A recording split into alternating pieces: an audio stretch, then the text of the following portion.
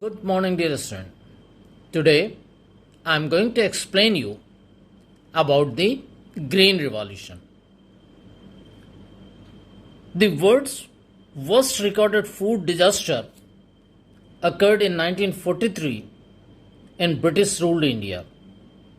Known as the Bengal famine, an estimated 4 million people died of hunger that year in eastern India, which included today's Bangladesh. Initially, this catastrophe was attributed to an acute shortfall in food production in the area. However, Indian economist Amrit Sen has established that while food shortage was a contributor to the problem, a more potent factor was the result of hysteria related to World War II, which made food supply a low priority for the British ruler. When the British left India in 1947, India continued to be haunted by memories of the Bengal famine. It was therefore natural that food security was one of the main items on Free India's agenda. This awareness led on one hand to the Green Revolution in India and on the other, legislative measures to ensure that businessmen would never again be able to hoard food for reasons of profit. The Green Revolution is spreading over the period from 1967-68 to 1978, 77 and 78, changed India's status from a food deficient country to one of the world's leading agricultural nation. Until 1967, the government largely concentrated on expanding the farming areas, but the population was growing at a much faster rate than food production. This called for an immediate and drastic action to increase yield. The action came in the form of the Green Revolution. The term Green Revolution is a general one that is applied to successful agricultural experiments in many developing countries. India is one of the countries where it was most successful. The term Green Revolution was first used by William S. Gould, the administrator of the US Agency for International Development. India launched Green Revolution under the leadership of Lal Bahadur Shastri and with the help of M.S. Swaminathan. M.S. Swaminathan has played a vital role in introducing high-yielding varieties of wheat in India to increase agricultural production in India. He is also known as the father of Green Revolution in India. He is an Indian geneticist. Under his guidance and supervision, high-yielding varieties of wheat and rice were grown in the fields of Indian states. In India, the Green Revolution mainly increased the food crop production in the states of Punjab, Haryana, and Rajasthan and enabled India to change its status from a food deficient country to one of the leading agriculture nations of the world. Green Revolution mainly focused on three basic elements that include expansion of agricultural land, double cropping in the existing farmland, and high-yielding crops and seeds with improved genetics. The areas of land under cultivation was being increased from 1947 itself, but this was not enough to meet the rising demand. Though other methods were required, the expansion of cultivable land also had to continue. So the Green Revolution continued with this quantitative expansion of farmland. Double cropping was a primary feature of the Green Revolution. Instead of one crop per season, per year, the decision was made to have two crops per season per year. The one season per year practice was based on the fact that there is only one rainy season annually.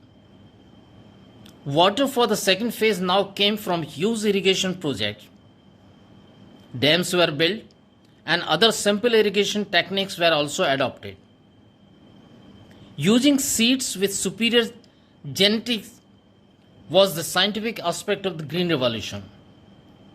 The Indian Council for Agriculture Research was reorganized in 1965 and then again in 1973.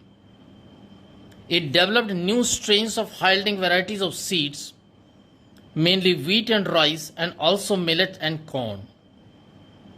The Green Revolution was a technology package comprising material components of improved high-yielding varieties of two staple cereals. They are rice and wheat, irrigation or controlled water supply, and improved moisture utilization, fertilizers, and pesticides and associated management skill. Now it comes the benefits of Green Revolution. First it comes increase in food grain production. It helped the Indian government to become independent and self-sufficient in producing food grains in the country instead of relying on import. Its food crops output increased by 10 millions of extra tons per year. In 1979, it allowed the country to produce a record grain output of 131 million tons. Second, increase in farmers' earning. The earning of farmers was increased due to increase in farm production. However, it helped only those farmers who have more than 10 hectares of land. Third, less dependency on import. Import of food grains from other countries was reduced to a greater extent. Sometimes the country was in a position to export food grains. Besides this, sufficient stock of food grains was also available to deal with the shortage of food. Furthermore, it also increased the per capita net availability of food grains from 395 grams per day to 436 grams despite the increase in population. Fourth, promoted capitalistic farming. Green Revolution also promoted capitalistic farming in which farmers with large agricultural lands were able to get maximum profit by using Green Revolution technology. Thus, it enabled farmers to increase their level of income and live a prosperous life. Fifth, industry growth. It also promoted the growth of the industry that is involved in the production of equipment required in farming on a larger scale, such as tractors, combines, harvesters, threshers, electric motors, diesel engines, etc. Furthermore, the industry engaged in the production of fertilizers, insecticides, pesticides, etc. was also grown considerably. Sixth, employment.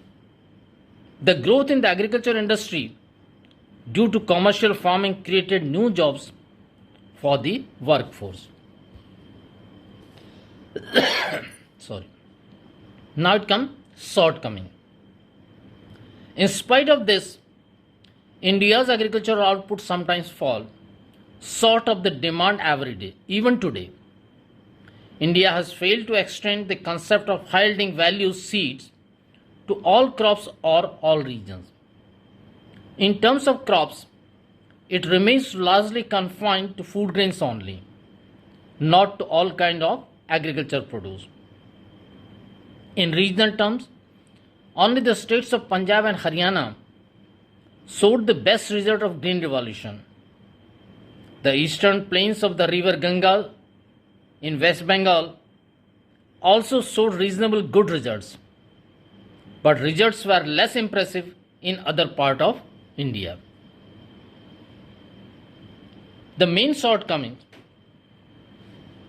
First, high use of pesticide that causes some financial, sociological and environmental issues. Those were not good for human health and environment. Second, due to the increase or expanding the agricultural land, the salinity of the land was increased. The use of new yielding varieties also caused genetic erosion.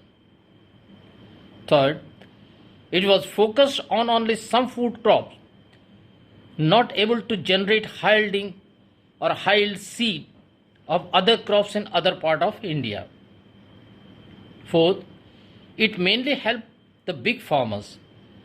The small farmers were not able to invest in the new technology and fertilizers. Fifth, besides this, it not only helps some states to increase their food grain production, in other part of India, the results were not so impressive. This is all for today, dear friends. Take care and bye.